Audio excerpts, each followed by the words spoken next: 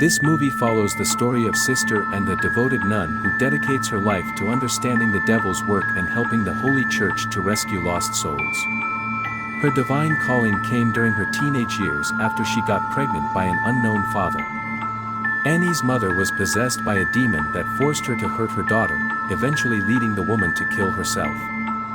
After that, Annie was taken into a foster home until, by the age of 15, she passed out drunk, had unprotected sex, and found herself in the streets after being kicked out by her temporary family.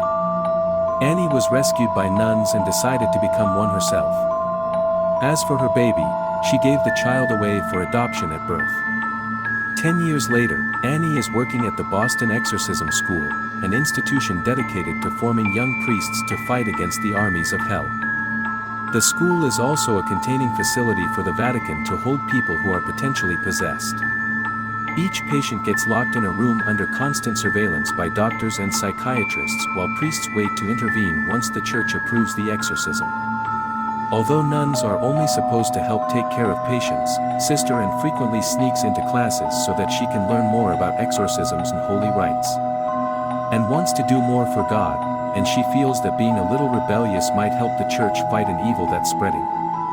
The worst patient is the young Natalie, who becomes possessed when the girl is only 10 years old. As it turns out, the demon inside Natalie is the same one who kept her mother hostage, and his goal remains to get inside Annie. Hell knows Sister Anne is a fierce warrior of God, and they want nothing more than to take over her soul.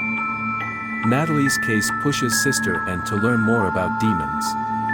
As a result of her research, she develops a theory about.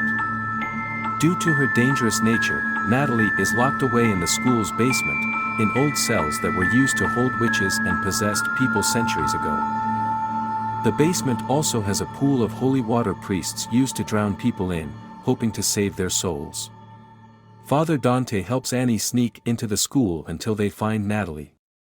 The demon kills the other priests praying in its cell and begins to pursue Sister Anne. Annie is willing to do whatever she can to protect the child and offers the demon her body. The creature leaves Natalie and enters Annie, but the victory is short-lived. Possessed by Hell's soldier, Annie goes after Natalie and Dante, determined to kill them. Inside her body, Annie thinks about her mother and realizes the woman had killed herself to protect her daughter. Annie's mother knew the demon inside her would force her hands to hurt her daughter forever. So, to keep Annie safe, her mother struggled for control of her own body and took her own life. Enlightened by this insight, Annie fights the demon until she manages to throw her body inside the holy water pool. The water enters her lungs, and she begins to drown. However, the evil spirit is destroyed by the divine properties of the water, freeing Annie from her possession. Father Dante rescues Annie and resurrects her. As for Natalie, the child is finally saved after a motherly sacrifice. Even though Sister Anne saved her own daughter from the forces of evil, she decides not to reveal the truth to the young girl. So, to Natalie, Annie is just a good nun. However, due to her efforts, Annie gets a scholarship at the Vatican to study demonology and become the first woman exorcist in 7 centuries.